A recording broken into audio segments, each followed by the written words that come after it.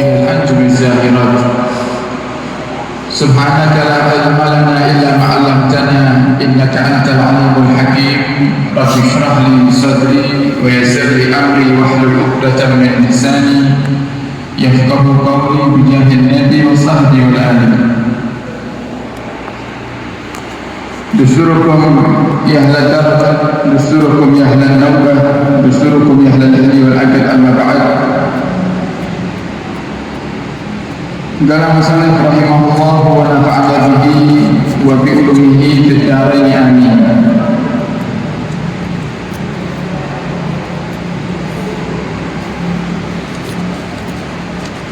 وعليك بالقصد ولزوم الوسط من كل أمر،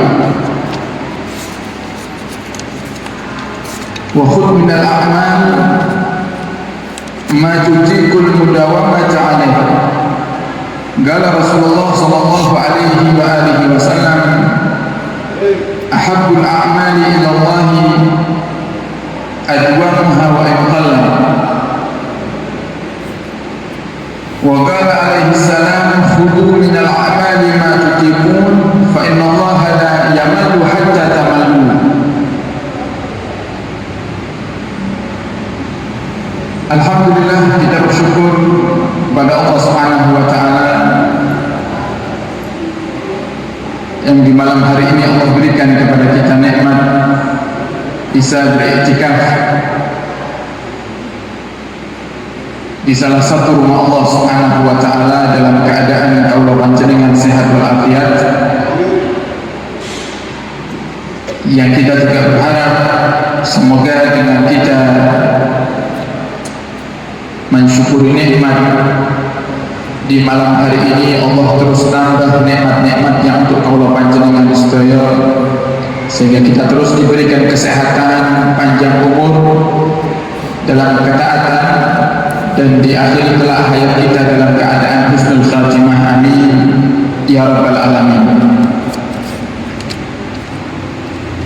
Mengambil nasihat daripada kitab Risalatul Mu'awanah karya Imam Haddad, beliau mengatakan: wa alaika bil qasdi wa luzumil wasdi min kulli amr. Dan hendaknya kamu, kata Imam Haddad, memiliki tujuan dalam kehidupan dunia ini. Jadi ada target. Kata Imam Haddad, kalau jadi hamba itu harus punya target. Targetnya apa? Sebagaimana tujuan kalau panjenengan diciptakan oleh Allah Subhanahu wa Ta'ala. Allah katakan dalam Al-Quran: wa ma khalaqtul jinna wal insa illa liya'budun. Tidaklah aku ciptakan jin dan manusia itu kecuali untuk beribadah kepadaku. Maka dari ayat ini dapat kita pahami bahwasannya tujuan hidupnya manusia itu adalah ibadah. Dari ibadah tersebut, apa yang kita cari? Hanya satu yang kita cari, ridhonya Allah Subhanahu wa Ta'ala. Selain ridhonya Allah, maka hendaknya kita hindari, karena yang paling kita harapkan agar kita bisa selamat di dunia hingga nanti di akhirat ya hanya ridhonya Allah Subhanahu wa Ta'ala saja. Maka hendaknya seorang hamba itu, kata Ibnu Haddad, memiliki sebuah tujuan. Waluzumil wasli min kulli amal. Dan di saat dia melakukan tujuannya, maka hendaknya dia melazimi sesuatu yang sedang. Ambil sesuatu itu yang sedang. Dikatakan oleh Nabi kita Muhammad bahwasanya paling baiknya perkara itu yang sedang, tidak terlalu kurang juga tidak terlalu banyak, karena itu yang paling mudah untuk diistiqomahi. Dalam arti di saat kau panjenengan sudah menyadari Bapak Ibu, tujuan kita hidup adalah untuk beribadah kepada Allah Subhanahu wa Ta'ala, maka tentunya ibadah yang harus Allah panjenengan lakukan itu yang paling dicintai oleh Allah, yang paling istiqomah. Ibadah yang istiqomah. Nah, bagaimana kita bisa istiqomah dengan ibadah-ibadah yang kita kerjakan? Maka lakukan ibadah yang semampunya kita, sebagaimana yang Nabi katakan dalam hadisnya, ahabbul a'mali ilallah adwamuha wa iqallah. Paling baiknya amal kepada Allah Subhanahu wa taala itu adalah yang paling istiqamah walaupun sedikit. Jadi yang Allah sukai dari kita itu apa itu? Amal yang istiqamah, ngaji yang istiqamah, walaupun mungkin seminggu sekali. Baca Al-Quran yang istiqamah, walaupun mungkin seandainya satu hari cuma 3, 5 ayat atau 10 ayat. Bukan malah sebaliknya, ada di antara kita itu yang kalau dapat hidayah mulai semangat untuk ibadah, terlalu menggebu-gebu ibadahnya. Jadi kita ibadah yang banyak, sekali pengen baca Al-Quran langsung sekali baca 10 juz, sekalinya mau tahajud langsung 100 rakaat misalnya. Maka amalan yang semacam ini tidak akan panjang umurnya. Kenapa? Karena setan itu di dalam menipu hamba-hambanya Allah bukan hanya membisikkan seseorang untuk beramal buruk, tapi terkadang setan itu membisikkan seseorang untuk beramal baik supaya meninggalkan amal baik yang lainnya. Di saat kalau panjenengan semangat memulai tahajud, baru pertama kali tahajud langsung puluhan rakaat, maka keesokan harinya setan akan berbisik kepada kita. Setan akan katakan, ibadahmu, tahajudmu yang tadi malam itu sudah cukup, jadi gak usah kau tambah lagi. Di saat kalau panjenengan sudah membaca Al-Quran dalam sehari misal 5 juz, kemudian keesokan harinya setan akan bisikkan kepada kita, ngaji Quran yang kemarin sudah cukup, sehingga hari ini gak perlu kau ngaji lagi. Jadi kalimat haqqin yuridu bihal batil, kalimat yang hak, tapi tujuannya adalah kebatilan. Itu yang bisa dipakai oleh setan. Seakan-akan kalimatnya itu benar, tapi tujuannya adalah kebatilan, supaya kita meninggalkan daripada ibadah-ibadah yang diajarkan oleh Rasulullah Shallallahu Alaihi Wasallam. Oleh karenanya Nabi menegaskan ahabbul a'mal ilallah, itu paling baiknya amal kepada Allah itu adalah yang paling istiqomah walaupun sedikit. Wa qala alaihi salam, dan Rasulullah juga bersabda, khudhu minal a'mal ma tutiqun fa inna Allaha la yamallu hatta ta'mallu. Ambillah dari amal-amal ibadah itu dari apa yang kau mampu. Kalau kamu mampunya tahajud 2 rakaat, ya sudah kerjakan 2 rakaat, yang penting istiqamah. Kalau kamu mau sedekah hanya di hari Jumat dengan nominal yang terbatas, misal 10.000, gak apa-apa, lakukan semampumu, yang penting kamu istiqamah. Nah, jangan sedekah sekali sedekah 1 juta tapi seumur hidup cuma sekali. Itu Allah gak suka. Allah lebih senang orang yang istiqamah di dalam melakukan amalnya walaupun itu sedikit. Dikatakan bihudu minal amal ma tutiqun, ambil daripada amalmu itu apa yang kau mampu. Fa inna Allah, karena sungguhnya Allah Subhanahu wa taala la yamallu hatta tamallu, Allah tidak akan bosan dengan hambanya sampai hamba itu bosan dengan Allah Subhanahu wa taala. Nah, maksudnya bosan dengan Allah itu apa? Bosan ketika dia sedang berdoa dengan Allah.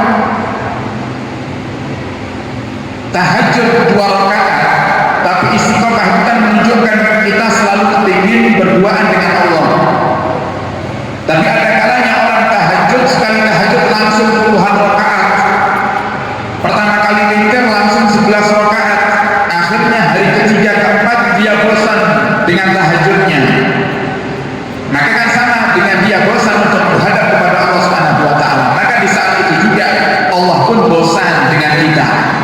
Allah tinggalkan kita. Jadi Allah itu kepingin melihat kita itu istiqamah dalam beribadah. Wa min sya'ri syaitan la'anahu Allah an yuzayyina lil murid fi mabda'i iradatihi al-istighfar min at-ta'at. Dan termasuk kebiasaan setan, yang tadi seperti yang kita sampaikan, termasuk kebiasaan setan itu la'anahullah, yang terlaknat, an yuzayyina lil murid, setan itu kebiasaannya menghiasi seseorang yang ingin mencari ridha Allah itu fi mabda'i iradatihi, di permulaan dia ingin mendekatkan diri kepada Allah. Apa yang setan lakukan? Setan bisiki kita al-istighfar, untuk memperbanyak amal. Mumpung nah, mumpung kamu bangun tahajud senangnya tahajud deh, mumpung kamu sedekah yang banyak sedekahnya, tapi seumur hidup cuma sekali. Minat ta'ati wal ifrat fiha, dari ketaatan-ketaatan yang Allah panjenengan lakukan dan berlebihan di dalam melakukannya. Jadi Islam sendiri tidak mengajarkan, jadi Allah dan Rasulnya tidak mengajarkan kepada kaum panjenengan untuk berlebihan, melebihi dari batas kemampuan. Sebagai contoh para hadirin, ada seorang sahabat yang berpisah dengan Nabi, mau pergi. Sebelum dia pergi, dia pamitan kepada Nabi kita Muhammad, namanya sahabat Al-Bahili, yang dikenal dengan nama Al-Bahili. Ketika pamitan kepada Nabi, Al-Bahili itu punya badan besar, kekar badannya. Kemudian berpisah dengan Nabi lama, beberapa bulan. Setelah itu kembali ke Madinah Al-Munawwarah, datang ke kota Madinah, beliau datang sowan kepada Nabi. Dan di saat itu ada nampak wajah yang heran dari wajahnya Nabi kita Muhammad ketika melihat Al-Bahili. Nah, kemudian Al-Bahili itu berkata kepada Rasulullah, "Ya Rasulullah, apakah kau lupa denganku? Ana Al-Bahili, aku ini adalah sahabatmu yang bernama Al-Bahili." Kemudian Nabi Muhammad berkata, "Wahai Al-Bahili, apa yang kau lakukan? Dahulu waktu kamu pamit meninggalkan Madinah, kamu punya badan itu besar. Sekarang kenapa kamu kurus sekali, wahai Al-Bahili?" Nah, kemudian Al-Bahili menjawab, "Selama aku berpisah denganmu, wahai Rasul, aku isi waktuku dengan berpuasa. Tiap hari aku berpuasa, wahai Rasulullah." Jadi saking rindunya sama Nabi itu sampai diisi dengan berpuasa terus. Kemudian Nabi menegur dan berkata kepada Al-Bahili, "Kalau kamu mau berpuasa, wahai Al-Bahili, jangan siksa tubuhmu. Boleh kau berpuasa, tapi jangan siksa tubuh. Berpuasalah sebulan 3 kali." Kata Nabi. Ada puasa sunnah namanya Ayyamul Bid, pertengahan bulan Hijriah, bukan bulan Masehi. Karena kalau sudah ada hitungan syariat itu yang dipakai masih Hijriah.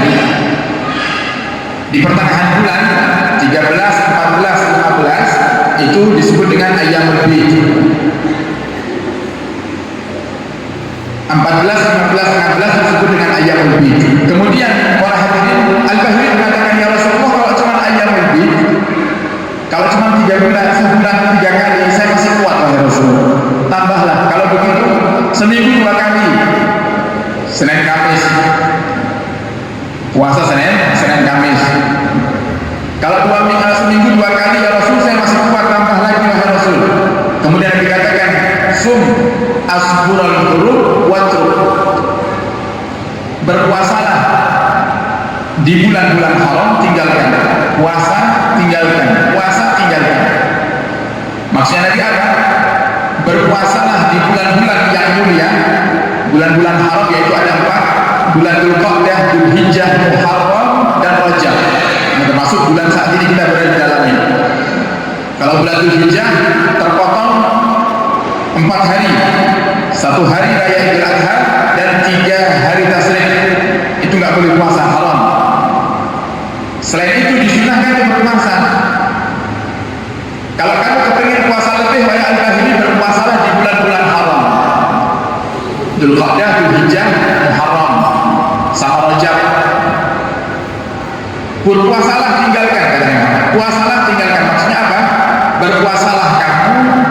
Kalau kamu ingin meninggalkan dia, meninggalkan puasanya nggak apa-apa. Yang artinya itu puasa sunnah, bukan puasa wajib.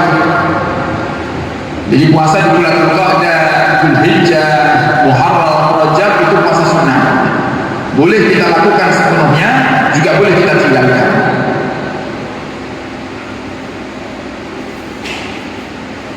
Kemudian dari kisah ini, para hadirin, bisa kita ambil pelajaran bahwasanya apa yang dikatakan oleh Allah itu benar adanya. La yukallifullahu nafsan illa wus'aha. Allah itu tidak akan memaksa hambanya melebihi daripada batas kemampuannya. Wa qaratuhu min dalika, dan tujuan setan membisikkan agar kita melakukan ibadah di permulaan itu dengan banyak adalah an yaruddahu ala atibihi bi tarki fi'lil khairi aslan. Tujuannya agar kita meninggalkan amal itu. Karena wataknya manusia itu gampang bosan. Jadi sadar gak sadar, setiap manusia itu punya watak mudah bosan. Contoh nih, lek kalau panjenengan para hadirin punya motor baru, pripun coba?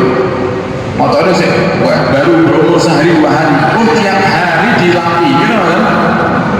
Bilang seminggu sekali dicuci. Coba kalau motornya sudah umur setahun, kadang berbulan-bulan gak dicuci. Kita punya HP, HP-nya masih baru, begitu selesai pakai dilap, pakai lagi dilap lagi, nanti dilihat, dicek ada lecetnya enggak, terus seperti itu. Kenapa? Karena masih baru. Coba kalau sudah lama, HP-nya jatuh, enggak peduli dia ambil masukkan kantong, enggak pakai dicek, enggak pakai dilapi. Kenapa? Karena sudah lama. Itu termasuk watak bosannya manusia dalam hal ibadah. Gimana? Yang paling repot itu para hadirin bukan di permulaannya, yang paling repot itu mempertahankan ibadah di pertengahannya. Itu paling repot. Kalau di permulaan semangat, panjenengan kok pertama kali hadir majelis, yakin dengan semangat hadirnya. Tapi kalau sudah hadir majelis yang ke-10 kali, nah, mulai meremehkan ya. Nanti datangnya pas wayang ceramah ini, biasanya yang awal-awal datang pertama kali, akhirnya datangnya pertengahan, waktunya ceramah. Nah, kelamaan akhirnya kalau malas, nggak hadir sama sekali. Nah, itu tujuan setan. Dalam perjuangan kita diajak berjuang di masjid, masjidnya baru jadi, semangat yang berjuang. Begitu masjidnya sudah berjalan 1 tahun, 2 tahun, mulai kotor, hilang satu persatu, nggak semangat lagi berjuang. Itu yang memang menjadi targetnya setan. Yang menjadi targetnya setan itu tujuannya agar kita bosan. Kalau sudah bosan, wataknya manusia pasti akan meninggalkan apa yang dia bosan. Nah, oleh karena Imam Haddad mengingatkan bahwasanya kebiasaan setan itu adalah justru membisikkan kepada kaum panjenengan di awal ibadah untuk memperbanyak ibadah itu sendiri. Bukan malah kita dibisiki ketika awal ibadah, setan bisiki ojo akeh-akeh, enggak, malah sebaliknya. Setan malah bisiki kita, ayo mumpung bangun tahajud sing akeh tahajude, mumpung ngaji Quran sing akeh ngajine, mumpung puasa sunnah sing akeh puasane, tapi gak istiqomah. Makanya kalau melihat orang yang istiqomah itu, setan itu pegel, setan itu marah. Kenapa? Karena Nabi sudah jelaskan di dalam hadis yang Nabi katakan, hadza syakhsu ala ma'asha alaih. Manusia itu mati menurut kebiasaannya. Manusia itu mati menurut kebiasaannya. Kalau kebiasaannya baik, kebiasaannya nggak baik, ya matinya nggak baik. Atau kebiasaannya melakukan hal yang di dalam syariat itu tidak dilarang, jadi tidak diharamkan, tapi juga nggak manfaat. Nama misalnya tiap hari kerjaannya nongkrong aja,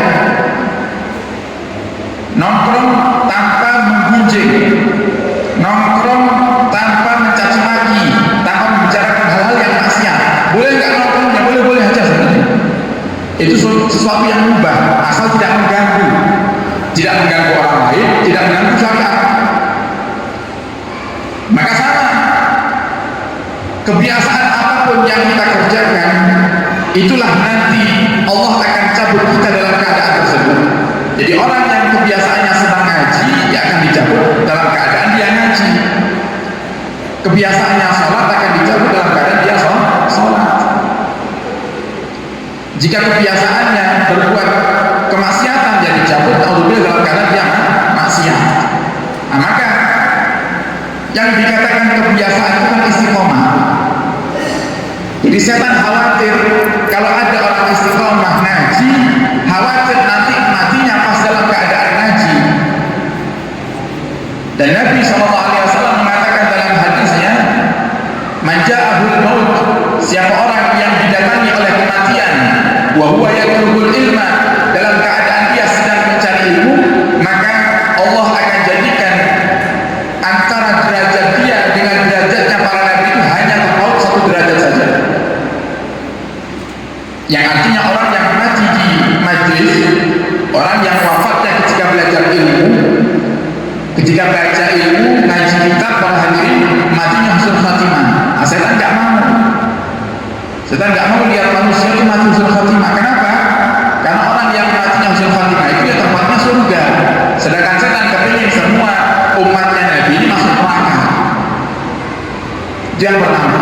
Jadi yang paling dibenci oleh setan adalah ketika seorang itu istiqomah dalam beribadah, karena setan khawatir orang itu akan dicabut nyawanya dalam keadaan beribadah tersebut. Kemudian yang kedua, karena tadi pembahasannya setan itu takut kalau ada orang yang mati husnul khatimah, maka berarti setan itu pun juga tidak suka ketika lihat kalau panjenengan berdoa meminta husnul khatimah kepada Allah Subhanahu wa taala. Maka Imam Haddad di dalam kitabnya An-Nasaihud Diniyah, beliau mengatakan kalau ada orang kok minta husnul khatimah kepada Allah Subhanahu wa taala, maka setan itu akan berkata, "Qasama dhahri." Remuk tulang punggungku. Jadi kata setan itu kalau ada orang kok minta sama Allah, baik dengan bahasa Arab atau bahasa Indonesia, yang intinya minta husnul khatimah, atau mungkin dengan doa yang sering kita dengar dan kita baca di dalam ratib, ya Allah biha, ya Allah biha, ya Allah bihusnil khatimah, ya Allah wafatkan aku dalam keadaan husnul khatimah. Itu setan itu langsung remuk, punggungnya itu langsung hancur rasanya, kesakitan setan. Kenapa?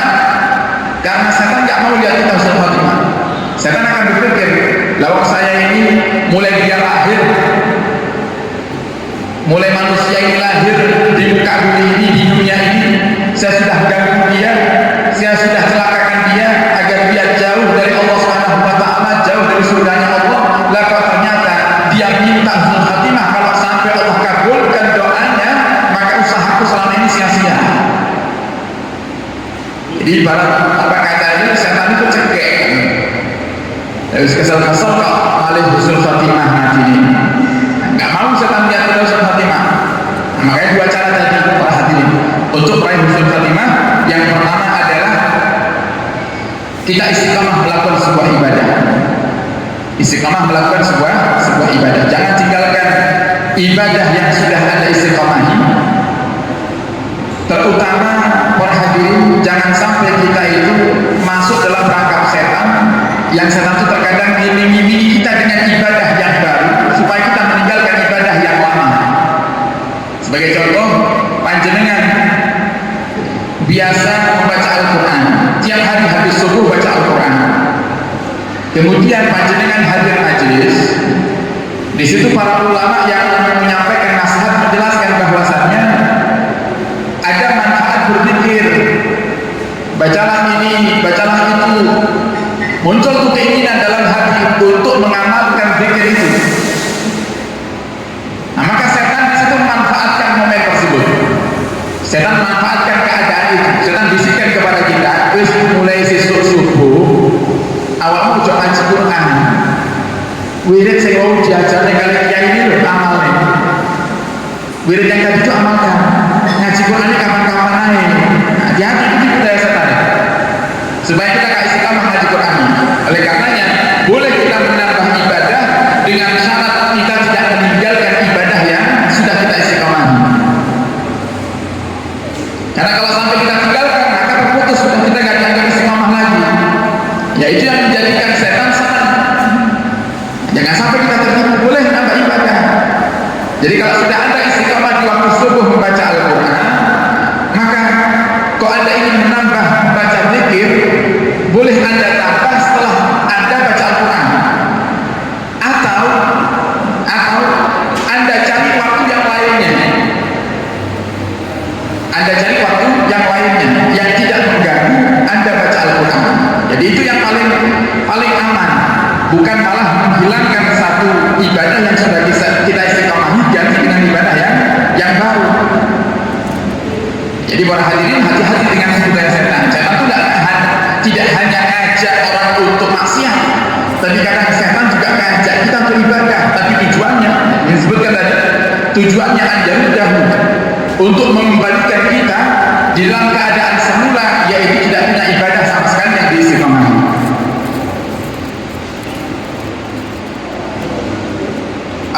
Fa'alahu ala ghairi wajhi alladhi yanbaghi, atau setan itu tidak ingin kita meninggalkan ibadah tersebut yang sudah kita istiqamahi tadi, tapi setan kepingin di saat kita melakukannya kita gak baik melakukannya, kita tidak dalam keadaan yang sempurna dalam melakukannya. Sebagai contoh ini, panjenengan habis subuh biasa baca Al-Quran, ambillah satu juz Al-Quran dalam waktu setengah jam misalnya, dan itu waktu yang sudah mepet dengan panjenengan berangkat kerja. Setengah jam itu hanya cukup untuk panjenengan ngaji satu juz. Setelah ngaji satu juz, panjenengan akan persiapan untuk berangkat kerja. Berarti panjenengan punya waktu ngaji Quran hanya setengah jam. Kemudian setan bisikkan ke kita, kamu kemarin ngaji, Ustaz mau ngajari kamu untuk baca wirid ini, wirid itu, baca zikir ini, baca zikir itu, kenapa gak kamu mau amalkan zikirnya? Karena kita gak mau meninggalkan Al-Qurannya, akhirnya apa yang terjadi? Demi untuk mengamalkan wirid tadi, kita baca Al-Qurannya buru-buru akhirnya. Yang biasanya kita baca Al-Quran dalam jangka waktu setengah jam satu juz, ini satu juz kita baca 15 menit. Dan itu ngebut, tidak perhatian dengan makhrajnya. Yang biasanya kadang ada sesi di mana kita merenungi ayat yang kita baca, gara-gara kita terburu-buru ingin baca wirid yang setelah ngaji Quran ini, akhirnya kita nggak merenung ayatnya. Jadi nggak tinggalkan, tapi berkurang kualitasnya. Itu juga tujuan setan. Nah, mana lebih baik? Yang lebih baik yang ngaji dengan kita nikmati, itu lebih baik. Mau nambah wirid, cari waktu yang lainnya, atau enggak nambah. Kalau ngaji kita satu juz setengah jam, berarti tambah waktunya. Dengan wiridnya 15 menit, berarti kita ngaji plus baca wirid 45 menit. Jangan kurangi jatahnya ngajinya. Ini disebutkan di sini oleh Muhammad. Wala yubalil la'ibu bi ayyihi madaha, dan setan itu enggak peduli apa yang akan terjadi di saat kita beribadah, dari tidak khusyuk atau bahkan kita mungkin meninggalkannya, itu gak peduli setan, malah senang. Summa ilal awrat takunu fil aktsar, dan sungguhnya wirid-wirid itu yang paling banyak pahalanya adalah pertama sholat sunnah. Jadi sholat itu termasuk wiridan. Jadi wiridan bukan namun megang tasbih, pikiran mawar, sholat itu wiridan, karena tujuan semua ibadah ini kan zikrullah, mengingat Allah. Zikir itu kan artinya mengingat. Tujuan kita berzikir itu kan mengingat Allah Subhanahu wa Ta'ala. Jadi termasuk yang paling besar pahalanya sholat sunnah. Kemudian yang kedua adalah membaca Al-Quran atau belajar ilmu agama, dzikran wa fikran. Membaca Al-Qurannya, membaca ilmu agama itu diingat dan juga direnungi, bukan hanya sekedar baca. Itu pahalanya paling gede. Jadi sholat sunnah, belajar ilmu agama, termasuk ngaji Quran yang ditadaburi, itu pahalanya besar sekali. Maka dari sekelumit nasihat yang disampaikan oleh Imam Haddad ini, monggo para hadirin kita usaha istiqomah dalam beribadah. Dan jangan lupa, kalau kepingin ibadahnya sempurna, jaga hati. Jenengan ibadah model koyok wali, ibadah model koyok nabi, tapi hatinya elek percuma. Di hatinya ada kedengkian percuma, di hatinya ada kebencian percuma, tidak manfaat itu. Yang katakan bukan saya. Ini kok keras sekali pendapat Habib, boten pendapat kulo. Niku Nabi kagak kepada Sayyidina Mu'adz bin Jabal, wahai Mu'adz, kamu tahajud semalaman suntuk, puasa tiap hari, sedekah tiap hari, zikir tiap saat, tapi kalau hatimu ada sedikit saja kebencian, maka semua ibadahmu sia-sia, wahai Mu'adz. Sakit panjenengan sekali di dalam taklif kita Bidayatul Hidayah karya Imam Ghazali. Dengan bid'ah dikeluarkan hadis panjang di akhir, di penutup daripada kitab Bidayatul Hidayah paling akhir, wonten setunggal hadis perbincangan Nabi kita Muhammad dengan Sayyidina Mu'adz bin Jabal. Kalau ada orang yang dia ibadahnya luar biasa tapi kalau menyimpan kedengkian, percuma ibadahnya. Nah, dengki itu penyakit paling jahat, penyakit paling jahat. Makanya ulama yang paling elek itu ulama yang iri, yang dengki. Iki dawuh Imam Ghazali. Paling buruknya ulama itu ulama yang dalam hatinya ada kedengkian. Dan kedengkian itu kalau sudah muncul dalam hati orang, dia nggak pandang. Seorang anak nggak bisa benci sama orang tuanya gara-gara ini. Orang tua bisa benci sama anaknya gara-gara ini. Nah, bagaimana ibadah kita akan sampai kepada Allah sedangkan hati kita melanggar aturannya Allah Subhanahu wa Ta'ala. Maka semoga kita berharap kepada Allah Subhanahu wa Ta'ala, semoga kita diberikan keistiqamah dalam beribadah, dan semoga Allah Subhanahu wa Ta'ala membersihkan segala penyakit dalam hati kita. Amin ya rabbal alamin. Wallahu a'lam bishawab. Ini ada pertanyaan, para hadirin kita jawab singkat mohon. Bagaimana pendapat Habib bila bersedekah dan jariah dengan cara ditakut-takuti surga dan neraka? Sedekah dan jariah tapi dengan cara ditakut-takuti surga dan neraka. Jadi tingkatan amal itu para hadirin nonton tiga. Orang beramal itu tingkatannya ada tiga. Ada orang yang beramal, dia nggak kepingin surga, dia juga tidak takut neraka. Jadi amalnya itu ya karena semata-mata imtisalan li amrillah, ingin melaksanakan perintahnya Allah saja. Dan ini yang terbaik nomor satu. Ini yang terbaik nomor satu. Jadi misal panjenengan sholat kok ditanggapi, panjenengan sholat ini nyapo, jenengan sedekah ini kenapa? Jadi karena ingin menjalankan perintahnya Allah. Baik, paling terbaik.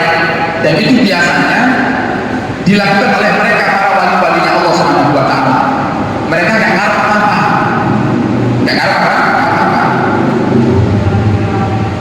Ada lagi orang yang beramal, orang hadirin, karena ingin surga. Kenapa kamu sholat? Saya kepingin masuk surga. Kenapa kamu sedekah? Saya kepingin masuk surga. Boleh nggak beramal seperti itu? Boleh. Tapi di tingkatan pemula. Tingkatan pemula. Jadi walaupun nggak dilarang, tapi pemula.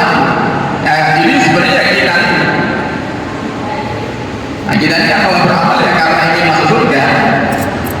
Kemudian yang terakhir ada orang yang beramal karena takut neraka. Karena takut neraka. Apakah boleh? Boleh saja. Tapi yang sama statusnya dia pemula di mata Allah, ini masih pemula, sehingga jangan sampai di saat kau panjenengan kau beramal ingin mendapatkan surga atau ingin menjauhi neraka, kemudian kita kok sudah merasa diri kita sudah seperti wali. Tidak ada wali itu beramal minta upah, itu nggak ada. Makanya kata para ulama, kalau kelasnya wali itu kalau beramal nggak seperti orang dagang. Orang dagang si pembeli membayar, yang penjualnya kasih barang. Kalau wali, para wali beribadah nggak ada apa-apa sama Allah, semata-mata ingin menjalankan perintahnya Allah, itu wali.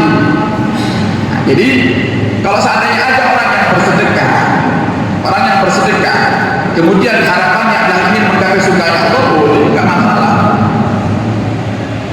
Nah, cuman caranya harus dengan cara yang baik. Jangan sampai didorong dengan hawa nafsu. Apalagi jika itu misal seorang ustaz yang mengajak jamaahnya untuk berinfak, kemudian isinya namun dibutel-butel itu, itu berarti jangan-jangan ini didorong dengan hawa nafsu. Hati-hati. Lahirnya kebaikan tapi ternyata ditunggangi oleh hawa nafsu. Jadi boleh, nggak jadi masalah. Kalau emang kita mau beramal, mau cari surga, boleh-boleh saja. Cuma yang pemula kita, tingkatan kita masih ibarat anak sekolah itu TK. Nah, terus sampai kapan? Ini yang perlu kita tanyakan. Sampai kapan kita beramal hanya ingin mengharapkan surga? Contoh Sayyidah Rabi'ah Al-Adawiyah. Di dalam doanya apa kata Sayyidah Rabi'ah Al-Adawiyah? Ya Allah, jika saya beramal baik kepadamu dan saya mengharapkan surga, jangan masukkan saya ke surga ya Allah. Wah, hebat. Tapi jika saya beramal ya Allah karenamu, hanya semata-mata menjalankan perintahmu dan menjauhi laranganmu ya Allah, maka berikan ridhomu kepadaku. Nah, kalau sudah Allah ridho, ya Allah akan masukkan ke surga. Tidak mungkin Allah masukkan hambanya yang Allah ridhoi ke neraka. Maka semoga kita bisa meniru jejaknya para ulama, beramal ibadah semata-mata ingin menjalankan perintahnya Allah Subhanahu wa ta'ala. Amin ya rabbal alamin. Kemudian pertanyaan yang selanjutnya, jika terjadi di sekitar kita ada ulama yang memanfaatkan jamaahnya, apa yang harus kita lakukan? Menurut Habib, tindakan apa yang saya lakukan jika ada teman saya yang menjadi posisi di jamaah tersebut? Nah, ini harus detail. Ada seorang ustaz, pertanyaannya itu, memanfaatkan jamaahnya. Memanfaatkan dalam hal apa ini? Kalau mengajak jamaahnya untuk beramal baik, itu dianjurkan. Menyuarakan kebaikan kepada jamaah, boleh. Nabi Muhammad melakukannya. Nabi pernah lagi satu hari ceramah para hadirin, tiba-tiba Nabi melihat di kejauhan itu ada rombongan kaum muslimin dari kalangan Badui. Badui itu orang-orang pedalaman, datang ingin hadir ke majelisnya Nabi, gak pakai pakaian yang dipakai untuk menutupi auratnya, hanya kulitnya binatang. Maka seketika itu Nabi Muhammad berhenti ceramah, Nabi rubah pembahasannya. Apa kata Nabi Muhammad? Wahai para sahabat, siapa di antara kalian yang hari ini punya rezeki lebih, punya pakaian lebih, ayo bawa ke sini, kita berbagi kepada orang-orang yang tak mampu. Nabi minta. Nabi minta kepada siapa? Nabi minta kepada para sahabatnya. Untuk siapa? Untuk sahabatnya yang lainnya. Contoh lagi, ada satu sejarah disebutkan dalam kitab sejarah itu, namanya Jaisul Usrah. Keadaan di mana pasukannya Nabi kesulitan bekal. Nabi Muhammad naik ke atas mimbarnya dan dikatakan kepada para sahabat, wahai para sahabat, siapa yang diberikan oleh Allah rezeki yang lebih di hari ini, ayo kita infak untuk kita berjuang bersama-sama menegakkan Islam. Ngacung Sayyidina Utsman bin Affan, yang waktu itu sahabat yang kaya raya. Sayyidina Utsman bin Affan, apa kata Sayyidina Utsman bin Affan? Ya Rasulullah, saya menyumbang 100 ekor kuda beserta kebutuhannya. Diulang lagi sama Nabi, siapa lagi? Oh, Nabi minta. tapi bukan untuk dirinya Nabi Muhammad SAW. Jadi untuk perjuangan, dan itu diperbolehkan. Jadi takmir masjid mendatangi alumni menyampaikan hajatnya masjid boleh, halal, tidak haram itu. Yang nggak boleh itu kalau kita minta untuk diri kita pribadi. Ini yang perlu garis bawahi. Kita minta untuk diri kita pribadi, nggak boleh. Tapi kalau kita diberi, boleh. Dan ini masuk dalam hukum fikih, di mana para ulama membahas bolehkah seorang guru ngaji mendapatkan gaji dari anak muridnya.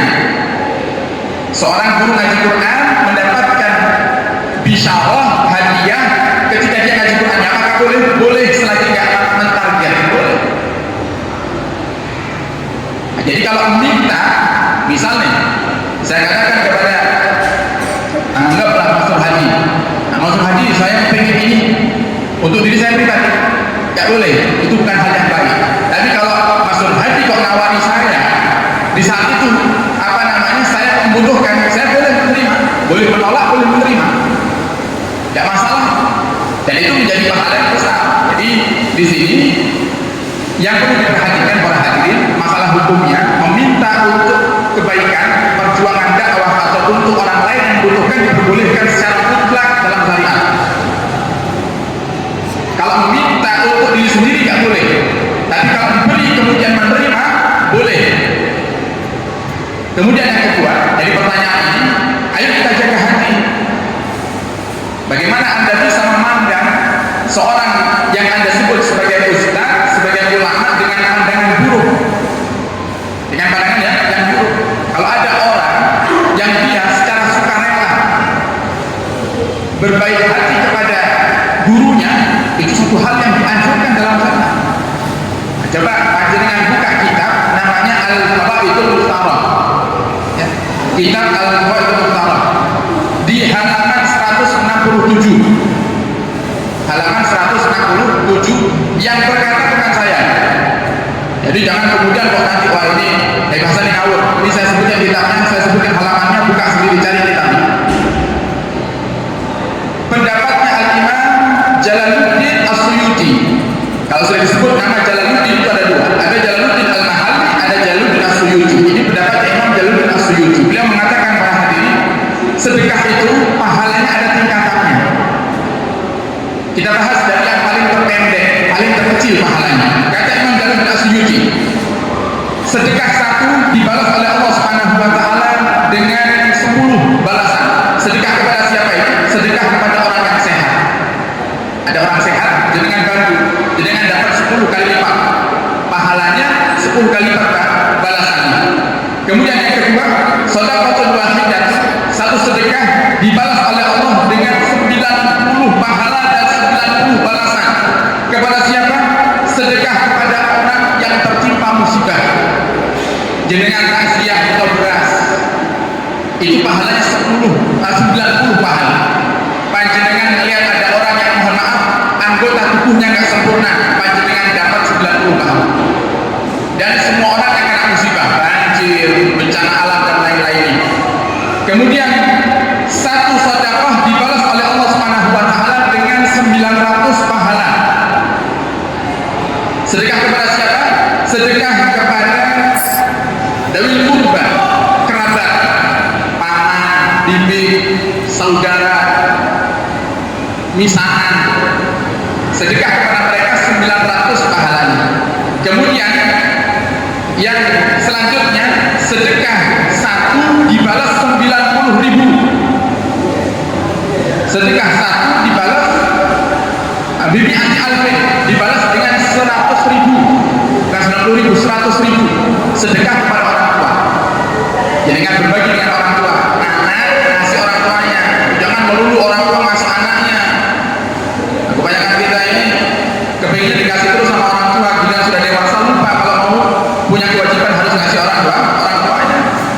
Kata Nabi kita Muhammad, "Anta wa malu kali abid." Wahai fulan, kamu dan hartamu itu milik orang tuamu. Jadi seorang anak yang berbagi kepada orang tuanya, ini bahasanya Imam Suyuti sedekah. Tapi lagi dengan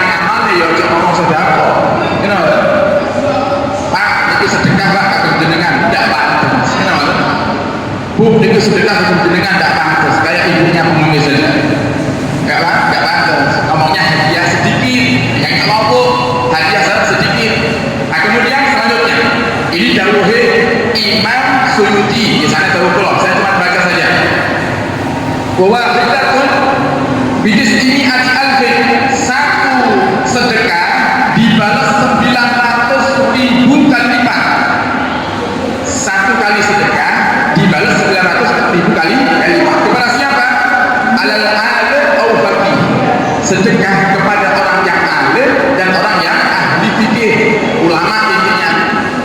Nah, jadi kalau dia melakukannya secara sukarela, itu hal yang bagus. Itu nomor satu pahala paling besar. Orang tua di nomor 2, kerabat di nomor 3, orang yang tertimpa musibah di nomor 4, dan yang terakhir kepada orang yang sehat.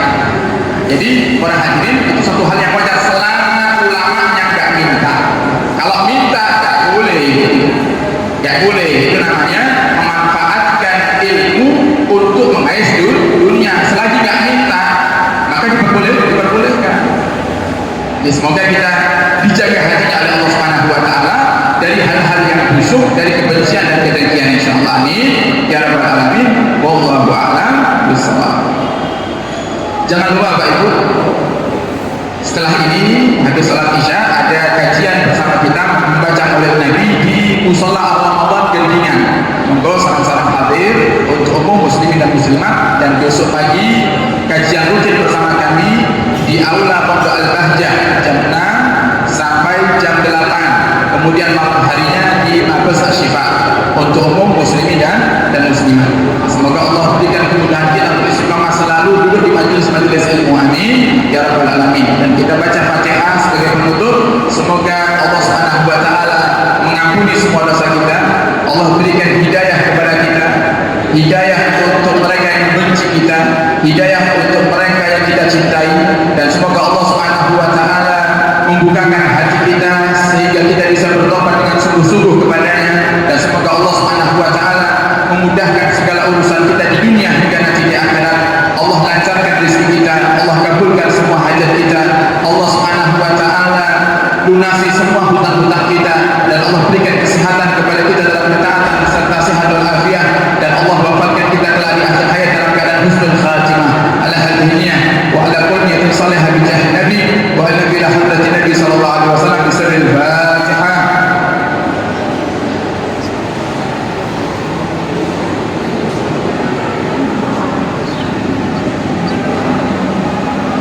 Sekian dari kami, kurang lebihnya mohon maaf, dan mohon doa selalu wabillahi taufiq